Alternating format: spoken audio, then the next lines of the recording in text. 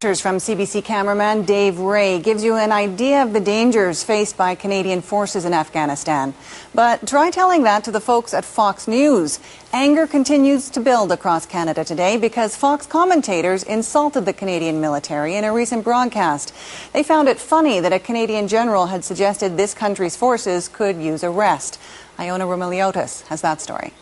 The Canadian military wants to take a breather, to do some yoga, paint landscapes.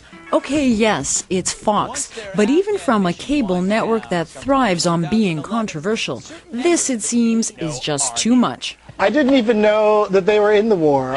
It may have aired at 3 o'clock in the morning, but in case you missed it, a recent Fox Red Eye segment has gone viral, an online sensation that has prompted thousands of hits on YouTube and thousands of replies. Most of them from Canadians who are now seeing red. One viewer called it a total load of crap. Another wrote in, "You should be ashamed of yourselves." And someone else called the segment absolutely disgraceful. Officers, to our fallen comrades, salute! The show aired just a couple of days before 4 more Canadian soldiers were killed in Afghanistan. And it took issue with a suggestion from the head of Canada's Army earlier this month that the Canadian military could use a break. A Canadian living in Washington, D.C. was so offended, he created a group on Facebook to give a forum for anyone who felt the same.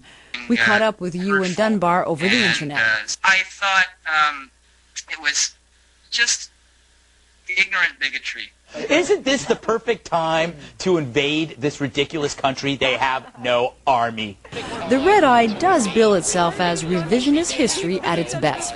But anyone we asked to watch the stab at satire called it just plain bad. It's like our soldiers are dying for them, and they have the audacity and the ignorance and the gut just to say something like that. It's insulting. Absolutely absurd to make fun of such a sensitive subject. I don't think it's funny at all. I found it really offensive. Fox didn't reply to our emailed requests for a comment. So they're getting manicures, they're getting pedicure. Everybody needs a little time. And while the Red Eye even made it in the inboxes of some Canadian military officials, the Department of National Defence declined our request for an interview too.